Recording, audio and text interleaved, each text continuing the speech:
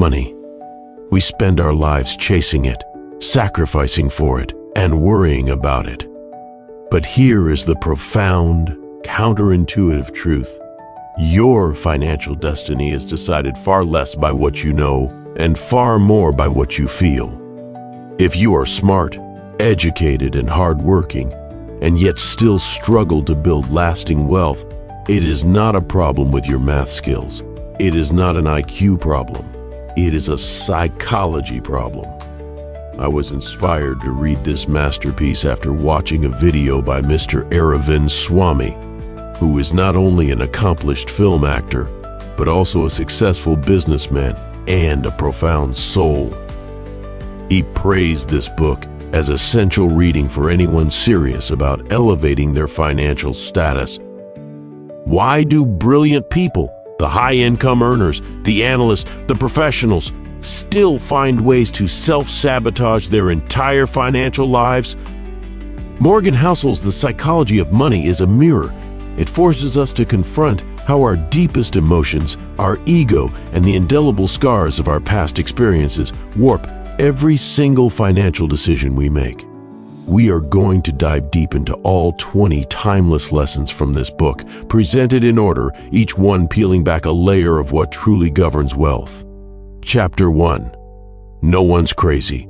The foundation of a healthy money mindset is empathy. Every single person has a unique money story, a financial fingerprint molded by the timing of their birth, their geography, and the crises they survived. Your background dictates how you view risk, debt, and savings. A person who grew up during prosperity sees risk differently than someone who witnessed a crash. What appears reckless to you might be perfectly logical based on their personal history of survival. Chapter 2. Luck and risk. Financial outcomes are rarely purely merit-based. They are a result of a mix of luck and risk. Consider the duality of Bill Gates' life. His success was predicated on the incredible stroke of luck, access to one of the world's first high school computers. But his equally talented friend Kent Evans had his story cut short by an entirely random hiking accident. That is risk. When things go extremely well, realize luck played a part. This prevents the arrogance that inevitably leads to failure. Chapter 3. Never enough. The goalpost always moves if you let comparison drive you. The story of Rajat Gupta, who rose from poverty to become a global CEO, proves this. He risked his entire life in an insider trading scandal because he lacked the sense of enough. He was surrounded by people in the billionaire circle and wanted to join them, even though he was already incredibly wealthy. True wealth begins when you stop moving the goalpost and define enough for yourself. Chapter 4. Confounding. Compounding. The secret to staggering financial success is not generating the highest returns, it is endurance. Compounding is counterintuitive because the biggest results come after the longest time. Warren Buffett's vast wealth was generated mostly after his 60s, proving that time and patience is your true superpower. It is not about when you start. It is about how long you stay in the game.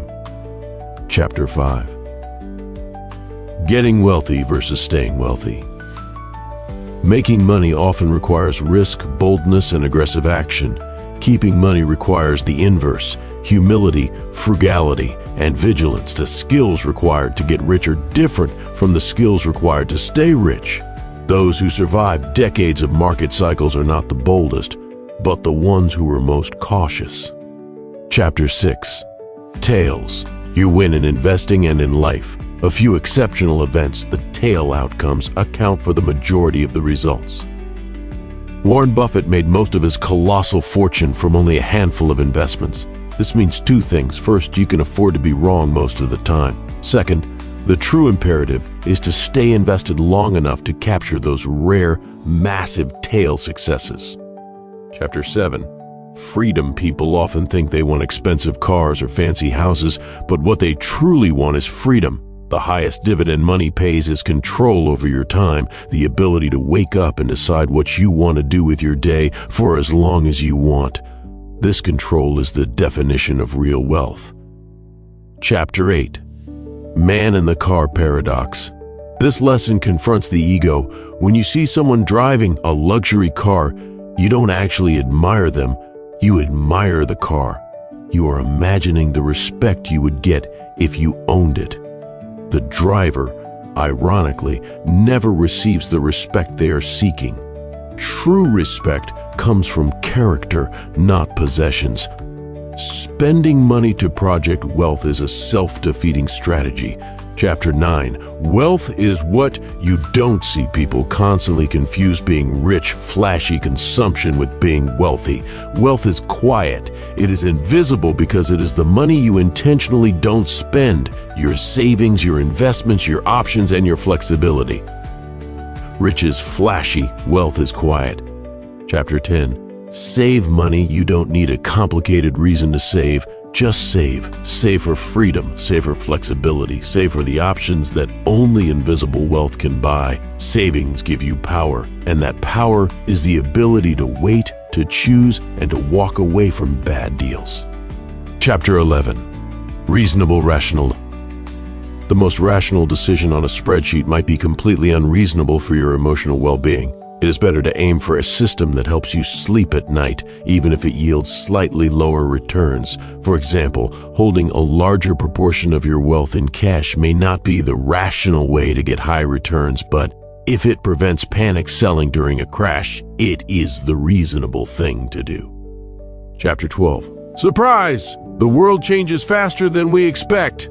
Technologies, markets, and social norms evolve drastically, proving that things that have never happened before happen all the time. Stop trying to predict the future and start preparing for the surprise by building flexibility and resilience.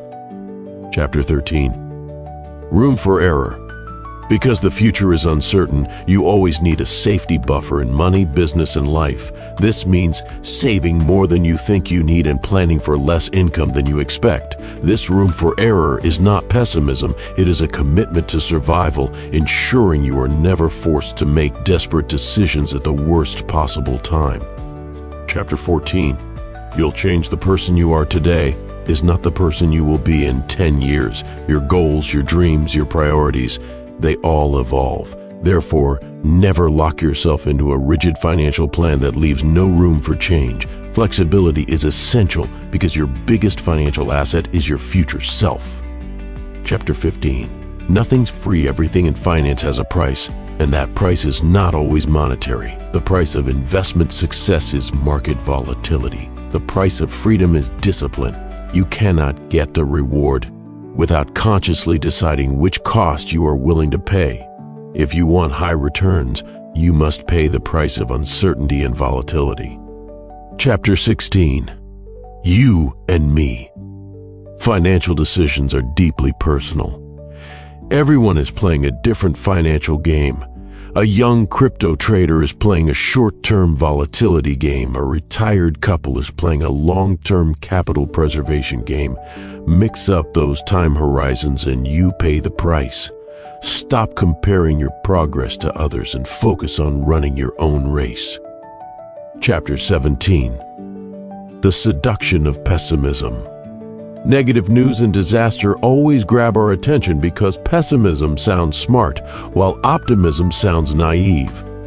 But remember, the long arc of history. Progress is slow, disaster is sudden, and yet, in the long run, progress always wins. Choosing optimism is the financially superior choice. Chapter 18. When you'll believe anything when markets crash, people panic. When they rise, people get greedy. In both cases, emotion overtakes reason. That is why it's crucial to build habits and discipline, not hunches. The best investors aren't the smartest. They are the ones who remain calm during the inevitable periods of volatility. Chapter 19. Altogether, now this lesson synthesizes all the ideas. Money is a tool to build security, to create options, and to design a life that feels authentic and peaceful on the inside. When you combine optimism with savings, humility with patience, and time with discipline, you achieve a financial state where money serves you rather than controls you. Chapter 20. Confessions. The final lesson urges self-mastery. True success comes from embracing these psychological truths. Money is not just numbers, it is about self-awareness and controlling your own behavior. Be honest about your goals, your fears, and your limits. This personal reflection is the ultimate catalyst for sustainable wealth. If you are ready to take these lessons and apply them to your unique money story, the next step is defining your personal enough point. Below, we have a complimentary guide available, Defining Your Enough and Calculating Your Time Freedom Score. It's a tool designed to help you stop playing other people's games and start running your own race. The truly happy people are not those with the most wealth. They're the ones who understand how much is enough, who spend mindfully, save patiently, and live gratefully. Money does not define you, your mindset does. Thank you for watching. Don't forget to subscribe our channel. Stay motivated every day. Click the bell icon so you never miss our upcoming videos. If this message inspired you, please share it with your friends and family, because together we grow stronger.